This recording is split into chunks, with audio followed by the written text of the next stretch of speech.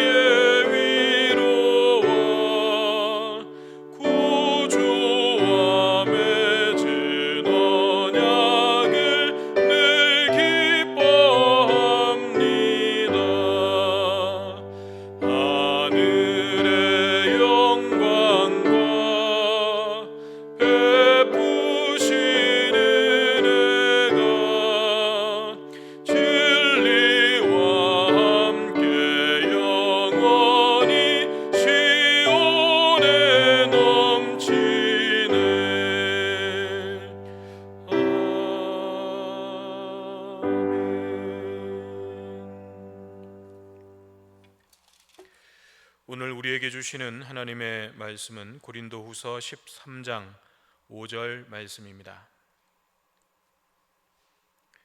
고린도후서 13장 5절 말씀입니다. 너희는 믿음 안에 있는가? 너희 자신을 시험하고 너희 자신을 확증하라. 예수 그리스도께서 너희 안에 계신 줄을 너희가 스스로 알지 못하느냐? 그렇지 않으면 너희는 버림받은 자니라. 아멘. 오늘 거룩한 주일 각자 삶의 자리에서 하나님을 예배하는 모든 분들과 여러분들의 가정에 하나님의 은혜와 평강이 함께 하시기를 주님의 이름으로 축원합니다. 이 세상에 있는 모든 것들은 재고 측정하고 무게를 달아볼 수 있는 그런 장치들이 있습니다. 몸에 열이 있는지를 체크하는 체온계를 비롯해서 키와 몸무게를 재는 장치도 있고, 또 몸에 지방과 근육이 얼마나 되는지 체성분을 측정하는 기계도 있습니다. 또 물체가 얼마나 빠르게 달릴 수 있는지 속도를 측정하는 기계도 있습니다. 뿐만 아니라 날씨에 관한 정보, 또 그리고 질병 유무에 관한 정보, 또 산의 높이, 바다의 깊이, 땅의 넓이 등등 크고 작은 모든 부분에 있어서 재어보고 또 수를 세어보고 무게를 달아볼 수 있는 여러 가지 장치들이 있습니다. 그렇다면 우리의 믿음은 어떨까요? 믿음의 크기와 또 깊이와 무게가 얼마나 되는지를 측정해 볼 수 있을까요? 믿음이 얼마나 단단한지 그 강도를 측정해 볼 수 있는 장치가 있을까요? 아마 그런 장치가 있어서 우리의 믿음에 대한 그 수치가 정확하게 측정되고 나온다면 정말 신앙생활이 피곤하고 스트레스 받는 일이 될 것입니다. 마치 학교에서 등수가 1등부터 꼴등까지 매겨지듯이 그렇게 교회 안에서도 믿음의 크기와 또 무게에 따라서 1등부터 꼴등까지 성적이 매겨진다면 정말 교회 나오기가 싫을 것입니다. 하지만 다행히도 그런 기계, 그런 장치는 세상에 존재하지 않습니다. 믿음은 눈에 보이는 것도 아니고 손에 잡히는 것도 아니어서 기계를 가지고 측정해 볼 수 있는 부분이 아니죠. 그래서 그런지 많은 그리스도인들이 이 부분에 대해서 깊이 생각해 보지 않고 살아갑니다. 그저 평소에 예배에 잘 참석하고 또 헌금도 잘 드리고 봉사도 잘 하면 나는 믿음이 있는 사람이다, 그렇게 막연하게 생각하면서 신앙생활을 하고 있습니다. 하지만 우리가 그렇게 마음 편하게 있을 수만은 없는 것이 오늘 본문 말씀에는 분명하게 너희는 믿음 안에 있는가 너희 자신을 시험하고 너희 자신을 확증하라 라고 말씀하고 있기 때문입니다. 이 구절을 새번역 성경에서는 이렇게 번역하고 있습니다. 여러분은 자기가 믿음 안에 있는지를 스스로 시험해보고 스스로 검증해 보십시오. 다시 말해서 우리의 믿음이 수치로 측정될 수 있는 것은 아니지만 믿음이 있는지 없는지 믿음의 유무는 측정이 된다는 거죠.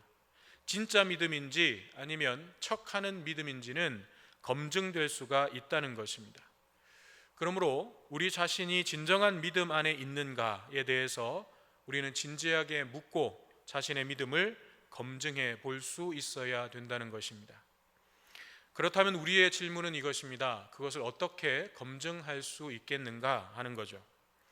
오늘 본문은 먼저 예수 그리스도께서 너희 안에 계신 줄을 너희가 스스로 알지 못하느냐, 그렇지 않으면 너희는 버림받은 자니라 라고 말씀하십니다. 여기서 버림받은 자라는 말의 본래 의미는 테스트에 합격하지 못하다, 부적격 판정을 받다 라고 하는 의미입니다. 즉 내 안에 예수 그리스도께서 계시다는 것을 알지 못하는 사람은 믿음의 검증에서 불합격이라는 것입니다. 그러면 예수님께서 우리 안에 계시다는 것을 안다는 것은 무엇인가? 이것은 단순히 우리가 교리적으로 지식적으로 아는 것만을 의미하는 것이 아니죠. 성경에서 안다라고 하는 말은 지식적으로 아는 것과 함께 나의 삶을 통해서 경험하고 체득하여 아는 것까지를 포함하고 있기 때문입니다. 그러므로 너희가 스스로 알지 못하느냐라는 말은 곧 너희가 스스로 고백할 수 있느냐라는 의미도 포함되어 있는 것입니다. 다시 말해서 믿음이라고 하는 것은 처음에는 누군가가 전해 주어야 되는 것이니까 다른 사람으로부터 듣고 배워서 지식적으로 알게 되는 것, 내가 머리로 지식적으로 알게 되는 것이 믿음의 첫 출발입니다. 그렇지만 그 단계는 아직 내 믿음은 아닌 것이죠. 누군가의 믿음이 나에게 전달된 것이지 그것이 아직 내 믿음이 된 것은 아닙니다. 그런데 그렇게 듣고 배워서 알게 된 믿음의 내용이 어느 순간 내 가슴으로 받아들여지고 또 삶을 통해서 깨달아지고 느껴지게 되고 경험하게 되면서 이제 스스로 그 믿음을 고백할 수 있게 되는데 그것이 진정한 자기 믿음이라고 하는 것입니다. 부모님의 신앙이 아니라 남편이나 아내의 신앙이 아니라 어떤 장로님의, 권사님의, 집사님의 신앙이 아니라 바로 내 가슴에서부터 터져나오는 고백되어지는 진정한 나의 믿음, 나의 신앙의 고백이 있느냐 하는 것이죠. 하지만 이런 믿음의 검증은 좀 모호한 감이 없잖아 있습니다. 때때로 우리는 지금 나의 믿음이 진정한 믿음인지에 대해서 확신할 수 없을 때도 있기 때문입니다. 어떤 때는 정말 내 믿음으로 뜨겁게 고백하며 신앙생활을 하고 있는 것 같다가도 또 어떤 때는 형식적으로 또 의무감으로 냉랭하게 신앙생활을 하고 있는 우리 자신의 모습을 발견하게 되기 때문이죠. 그래서 두 번째 검증이 필요합니다. 우리 안에 진정한 믿음이 있다면 그 믿음이 나의 입술만이 아니라 삶을 통해서, 내 삶을 통해서 드러나고 나타나게 되는데, 그것을 확인할 수 있도록 하나님께서는 우리에게 좋은 도구를 주십니다. 그 도구가 바로 고난과 위기라고 하는 도구입니다. 아무 문제도 없고 평안할 때에는 우리의 진짜 모습이 드러나지 않습니다. 그러나 어려움이 생기고 위기를 만나게 되면 그때 진짜 모습이 드러나게 되는 거죠. 요즘 상황이 딱 그렇지 않습니까? 어려움과 위기가 닥쳐 보니까 그 사람 안에 들어있던 실체가 드러나죠. 그런데 두 부류가 있습니다. 하나는 위기 상황을 자기 욕심을 채우는 기회로 삼는 사람들이 나타납니다. 절박한 사람들의 심리를 이용해서 폭리를 취하는 사람들이 있죠. 마스크를 사재기를 해뒀다가 비싼 값에 되파는 사람들, 혹은 마스크를 판다고 해놓고 돈만 받고 사라지는 사람들, 또 마스크 대신 과자를 넣어서 보내는 그런 사기꾼들이 여기저기에서 나타나고 있습니다. 또 코로나 바이러스 정보와 관련된 어플리케이션이라고 하면서 배포를 해놓고는 그것을 이용해서 개인정보를 빼내 가려는 사람들도 있습니다. 자기 존재감을 드러내고 또 사람들의 이목과 관심을 받기 위해서 비상식적인 행동을 하고 또 남을 헐뜯고 비방하는 데 열을 올리는 사람들도 있고요.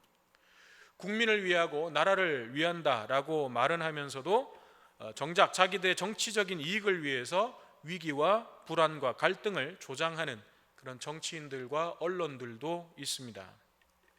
자기 격리를 해야 하는 상황에도 다른 사람들을 전혀 배려하지 않고 자기 하고 싶은 대로, 자기 마음대로 하는 사람들도 있습니다. 그런데 반대로 위기의 상황을 다른 사람들을 돕고 섬기는 기회로 삼고 헌신하는 사람들도 나타났습니다. 대구 경북 지역을 돕기 위해서 수많은 의료 봉사자들, 자원봉사자들이 모여들었습니다. 상인들의 어려움을 덜어주기 위해서 임대료를 인하해 주거나 면제해 준 건물주들도 있었고요. 운영하는 숙박시설을 의료봉사팀을 위해서 무료로 내어준 사장님도 있었습니다. 상인들이 팔지 못한 물건을 구매해 준 사람들, 그리고 그렇게 판매한 수익금을 다시 기부한 상인들의 그런 훈훈한 모습도 있었습니다. 자기 사비를 들여서 무료로 방역을 해주는 분들도 있었고, 마지막 남은 마스크를 자기 다음에 있었던 그 아기 엄마에게 양보한 사람도 있었습니다. 전남 지역 분들은 또 대구 경북 지역으로 사랑의 도시락을 보내주면서 지역 감정이라고 하는 말을 무색해 만들었습니다. 이처럼 위기 상황을 통해서 그 사람 안에 어떤 가치, 어떤 인격이 들어있는지 그것이 드러나게 되는 것입니다. 그런데 이런 모습들이 믿음에 있어서도 마찬가지인 거죠. 평소에 평안할 때 신앙생활을 열심히 하는 모습만 가지고 진짜 믿음이다라고 볼 수는 없는 것입니다. 어려움이 찾아오고 신앙의 위기가 찾아왔을 때 그때 나타나는 모습이 그 사람의 진짜 신앙의 모습인 거죠. 그때 믿음에서 뒤로 물러서는 사람이 있고 반대로 앞으로 더 나아가는 사람이 있습니다. 즉 우리의 믿음도 위기 상황을 만나보면 측정이 되고 검증이 될 수가 있다는 것입니다. 성경에 기록된 수많은 믿음의 사람들은 바로 이런 과정에서 반석과 같은, 태산과 같은 그런 자신들의 믿음을 증명해낸 사람들이었습니다. 아브라함도 독자 이삭을 바쳐야 하는 그 위기 상황에서 그 진짜 믿음이 드러났습니다. 요셉도 애굽으로 팔려간 위기 상황 속에서 그 믿음이 증명되었습니다. 다윗은 어떻습니까? 다윗도 사울 왕의 핍박을 받으며 도망다니던 그 위기 상황에서 그의 믿음이 증명되었습니다. 상황이 조금 다르긴 하지만 베드로의 경우는 어떻습니까? 믿음이 있는 줄 알았는데 정말 예수님을 위해서 목숨이라도 내어줄 것 같은 그런 분명한 믿음이 있는 줄 알았는데 그 믿음이 가짜였음이 드러난 케이스죠. 언제였습니까? 예수님께서 붙잡혀 가시고 신문 받으실 때 그 광경을 지켜보다가 사람들이 자기를 알아보자 예수님을 3번씩 부인을 했습니다. 마지막에는 예수님을 저주하면서까지 자기는 예수를 모른다고 부인했습니다. 이처럼 우리가 만나게 되는 고난이나 실패나 위기의 순간은 우리의 믿음을 검증받는 시간이라는 것을 기억해야 할 것입니다. 그렇다면 여러분, 지금 우리가 겪고 있는 이 위기의 상황에서 우리의 믿음은 어떤 모습으로 우리의 삶 속에서 나타나고 드러나고 있습니까? 가장 먼저 우리에게서 나타나야 할 모습은 바로 예배자로서의 모습입니다. 앞서 말씀드렸던 믿음의 사람들의 삶을 생각해 보십시오. 그들은 어떤 상황 속에서도 하나님을 예배하는 예배자로 살았던 사람들이었습니다. 아브라함은 가는 곳마다 제단을 쌓고 하나님을 예배했습니다. 요셉도 그가 어디에 있든지, 감옥에 있든지 어디에 있든지 그는 늘 하나님과 동행하는 삶을 살았고 하나님 앞에 나아가는 삶을 살았습니다. 다윗의 삶은 어떻습니까? 그 위기의 상황 속에서, 핍박받고 고난받는 그 위기의 상황에서 다윗이 기록한 대부분의 시편이 그 위기 상황 속에서 나온 하나님을 향한 찬양이었다는 것입니다. 이처럼 믿음의 사람들은 그들의 상황이, 그들의 삶의 자리가 어떤 상황이었든지 어떤 자리에 있든지 늘 하나님 앞에 예배자로서는 예배자였습니다.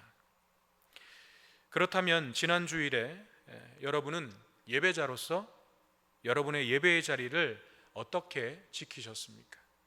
예배자로서 여러분의 삶의 모습은 지난 한 주간 동안 여러분의 삶의 자리에서 어떻게 나타났습니까? 여러분들이 예배의 자리를 지키셨다면 어떤 모습으로 예배를 드리셨습니까? 성전에서 예배를 드리는 것처럼 같은 마음으로, 같은 몸가짐으로 그렇게 예배를 드리셨나요? 저는 우리 성호교회 대부분의 성도들이 그렇게 하셨을 것이라고 믿습니다만 혹여라도 집에 있다 보니까 그냥 편안한 차림으로, 편안한 자세로 그렇게 드라마나 영화를 보듯이 스마트폰을 통해서 예배 영상을 시청하신 분들은 안 계셨을 것이라고 저는 믿습니다. 예수님께서 나와 함께 계심을 아는 것, 그것을 스스로 고백할 수 있는 믿음이 있다는 것은 결국 어떤 모습으로 가장 먼저 나타나야 하는가? 그것은 어떤 상황 속에서도 마음을 다해 하나님을 예배하는 예배자로서의 모습입니다. 성전이라는 예배 환경이 주어져야만 예배를 드릴 수 있고, 누군가 끌어주어야만 내가 예배를 드릴 수 있고, 교사, 성가대, 주방, 안내 등등 내가 감당해야 할 사역이 있을 때에는 그것 때문이라도 예배를 드리다가 막상 그 모든 것들이 나를 붙잡아 주지 않을 때, 온전히 스스로 예배를 드려야 하고 스스로 믿음의 길을 걸어가야 할 때는 멈춰버린다면 내가 그동안 어떤 직분을 가지고 있었고 어떤 사역을 해왔는지에 상관없이 내 믿음이 진정한 믿음이었는지를 진지하게 돌아보아야 할 것입니다. 물론 여러분들이 이제 막 신앙생활을 시작했고 이제 막 예수님을 알아가는 신앙의 초보라면 당연히 나를 붙잡아주는 여러 가지 장치들이 필요합니다. 왜냐하면 아직 홀로 서기를 할 만큼 믿음이 성장하지 못했기 때문입니다. 하지만 신앙의 연수가 쌓였고 믿음의 지식도 어느 정도 있어서 스스로를 믿는 자라고 당당하게 말할 수 있는 정도의 신앙인이시라면 지금 여러분의 예배를, 여러분의 삶의 상황과 그 자리에서 여러분들이 하나님 앞에 드리는 그 여러분들의 예배를 반드시 점검하셔야 합니다. 그 모습이 여러분의 믿음의 진짜 모습이기 때문입니다. 저는 현재 우리가 겪고 있는 이 위기의 상황들이 베드로를 깨웠던 그 달개 울음소리로 들려지는 그런 시간이 되기를 소망합니다. 그래서 한국 교회를 깨우고 우리 자신을 깨워서 우리가 그동안 믿음이라고 착각했던 모습들이 있었다면 그 모든 것들이 산산이 다 깨지고 부서지는 시간이 되기를 소망합니다. 왜냐하면 바로 거기에서부터 회복이 시작되기 때문입니다. 바로 거기에 하나님의 은혜와 긍휼이 임하기 때문입니다. 예배의 자리를 지키기 위해서 최선을 다하셨습니까? 정말 잘하셨습니다. 다만 그것이 여러분들의 자기 의의가 되지 않도록 조심하십시오. 여러분들이 그렇게 할 수 있도록 이끄시고 믿음을 주신 하나님께 감사와 영광을 돌리십시오. 혹 예배에 실패하셨습니까? 괜찮습니다. 나의 연약함을 깨닫고 주님 앞에 다시 엎드릴 수만 있다면 아무 문제 없습니다. 괜찮습니다. 자신을 3번씩이나 부인한 베드로를 주님은 바라보셨습니다. 저는 주님의 그 눈이 원망과 책망의 눈길이 아니었다고 확신합니다. 오히려 베드로의 연약함을 이해하시고 죄책감에 몸부림칠 베드로가 다시 일어서고 진정한 믿음으로 회복되기를 격려하시고 위로하시는 사랑의 눈길이었다고 확신합니다. 주님은 그때와 똑같은 사랑의 눈으로 오늘 저와 여러분을 바라보십니다. 그러니 괜찮습니다. 이제부터 새롭게 세워나가면 되는 것입니다.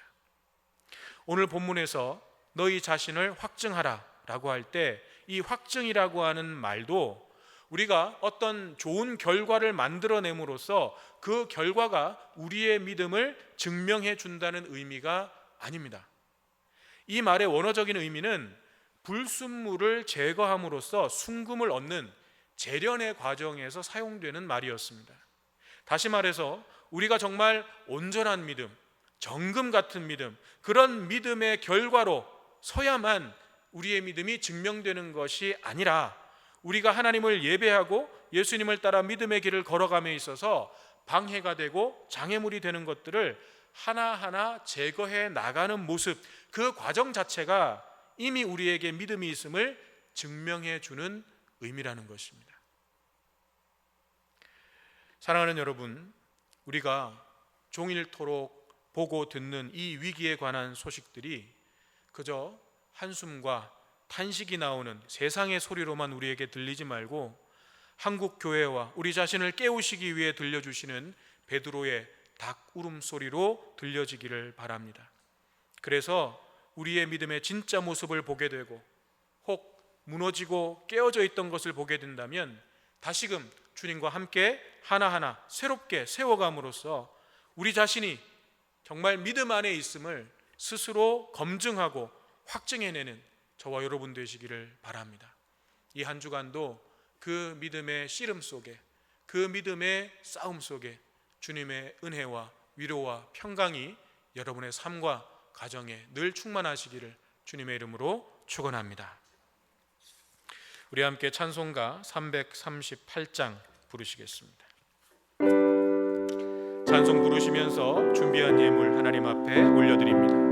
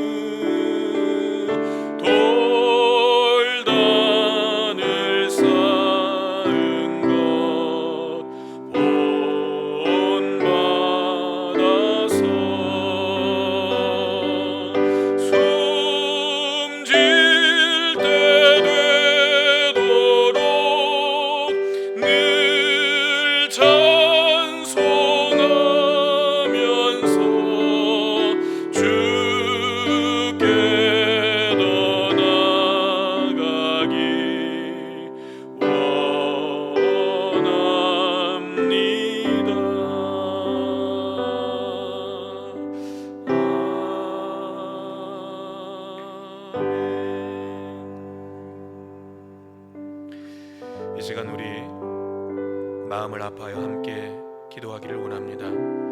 이 코로나 바이러스 상황이 하루속히 종료될 수 있도록 이 상황들로 인하여 애쓰고 수고하고 헌신하는 모든 분들에게, 또 치료와 회복이 필요한 모든 분들에게 하나님의 은혜가 임하시기를 기도해 주시고, 또 특별히 오늘은 청년주일인데 우리 청년들의 믿음이 정말 정금 같은 믿음으로 하나님 앞에 나아갈 수 있도록, 이 세대 속에서 새벽 이슬 같은 순결한 하나님의 청년들로 하나님 앞에 쓰임 받을 수 있도록 우리 청년들의 믿음을 위해서 함께 기도해 주시기를 바랍니다.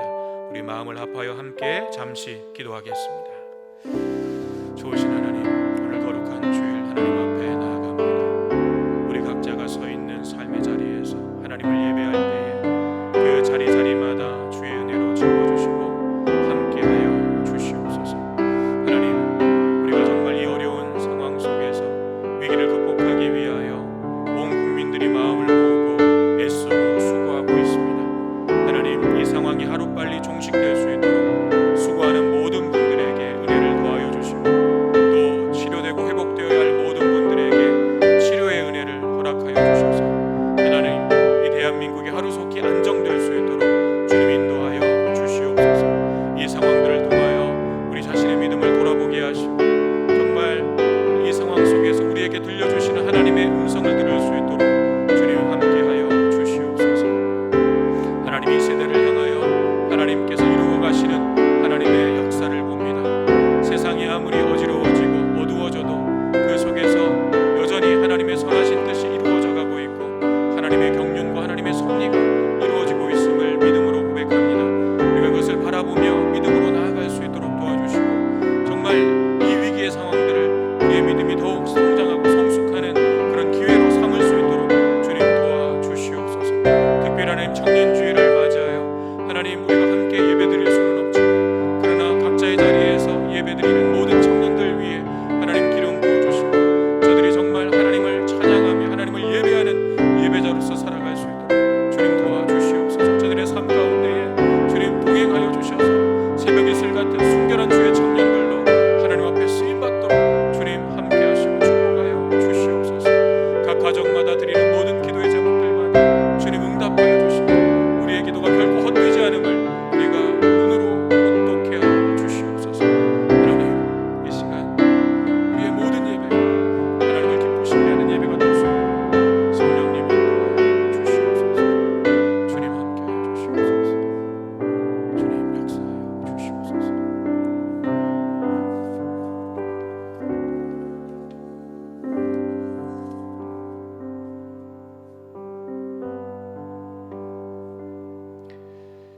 사랑의 하나님, 지난 한 주간 저희들의 믿음의 삶을 돌아봅니다. 너희는 믿음 안에 있는가? 너희 자신을 시험하고 너희 자신을 확증하라 말씀하셨는데, 저희들의 믿음이 삶 속에서 어떠한 모습으로 나타나고 있었는지를 돌아봅니다.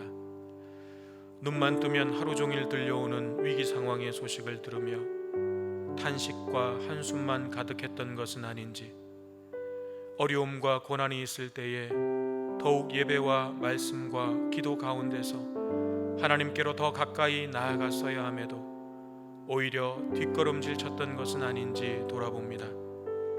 어려움 가운데서도 어떻게든 예배의 자리를 지키고 말씀과 기도 믿음의 삶을 세워가려고 씨름했던 주의 자녀들에게 주님의 위로와 칭찬으로 말미암은 기쁨이 충만하게 하옵시고, 그러나 자칫 자기 의가 되지 않도록 지켜 주시옵소서.